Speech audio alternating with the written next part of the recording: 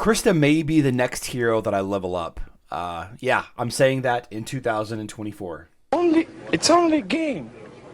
Why you have to be mad? What is up, heroes of Dominion? My name is Charlie. This is Hero Wars Central, and in this video we're going to talk a little bit about Krista, the hero of the month, and why she should be considered to be your next hero that you level up.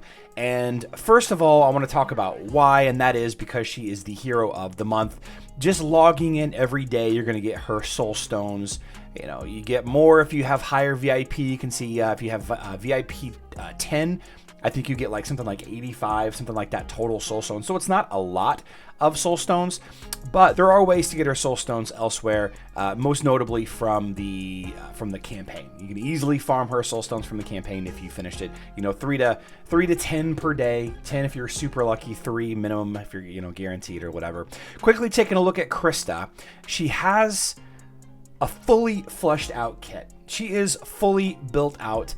She doesn't have her Ascension skills, and I don't see her getting Ascension skills just yet. But usually when you think of Krista, you think of the worst hero in the game. And I've said this many times. Krista is the absolute worst hero in the game because she's only good with Lars, okay? And without Lars, she's nothing. She's just whatever. The twins combo of Lars and Krista, even though they're not twins, they're not the same age whatsoever.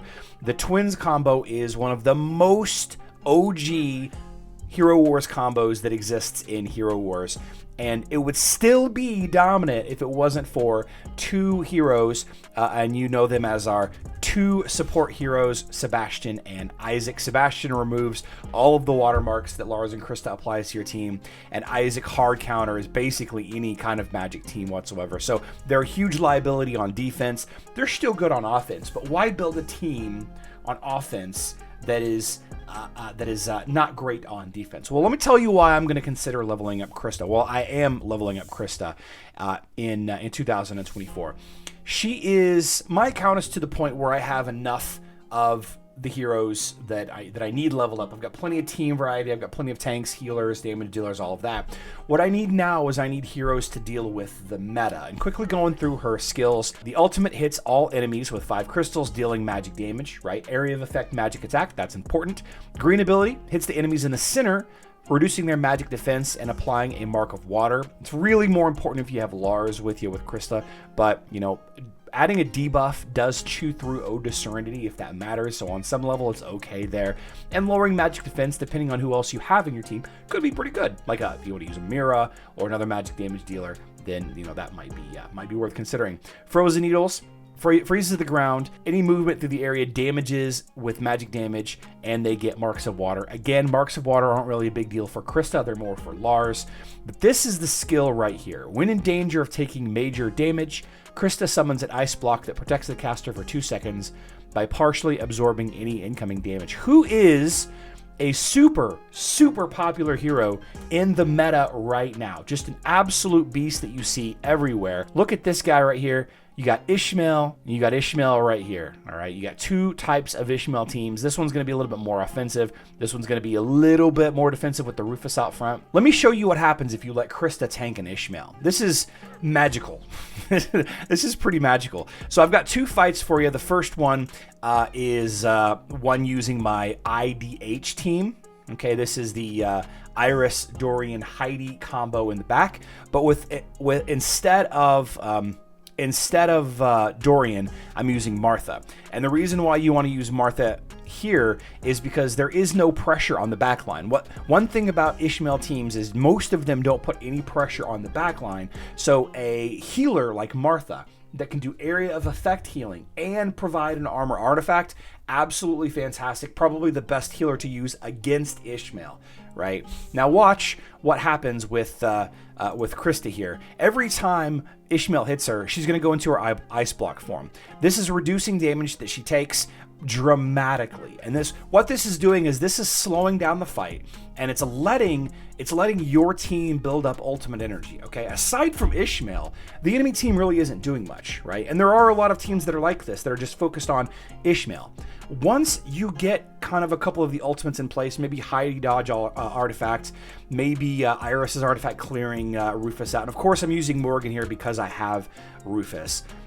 It becomes a situation where it doesn't really matter how much damage Ishmael is doing. You're just gonna overwhelm him with the magic damage and the pure damage that Krista does, that Heidi does, and that Iris does. And without them knocking over Martha's totem, your team is just gonna stay alive. And then the haste buff is gonna go up, and yeah, it's just that. There we go. Now you might say, okay, well, you're using dodge and pure damage and all that style of hero. Why don't you try a different kind of line? I've got this one right here. This is a generic physical attacking team line, and I chose this one because one thing about Krista as a tank is that she actually stands she actually stands behind a lot of the big warrior and big marksman damage dealers.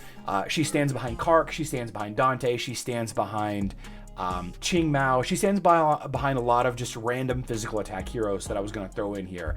And so I just threw in Kira here, the old Blender style Kira with Kira, Nebula, Sebastian. Usually you would use like Jet or Fafnir in this line also, but having Martha against Ishmael is just way too good.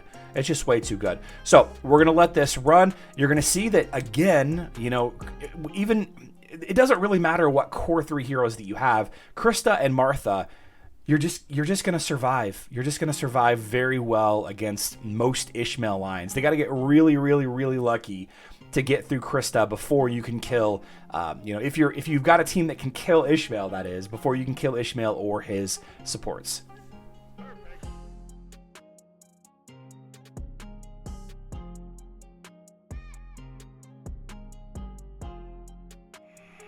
So while I know that a lot of people are really upset that she is the hero of the month, consider that this is a gift. This is a gift that the developers are giving us to say, hey, are you having trouble with Ishmael on your server? Are you seeing more and more Ishmaels in Clash of Worlds? Are you looking for a way to help counter Ishmaels super easily? This is what you need to do. You don't even need to level up multiple heroes. You can use your existing team so long as they all stand behind Krista, I guess, and just level her up. It's going to be expensive, but you know what? Eventually, you're going to have one half of the Twins team. Later on, maybe in 2025, you can level up Lars, and boom, you have an amazing magic attacking team. Who knows what's going to happen? They might both get their Ascension skills this year. Who knows?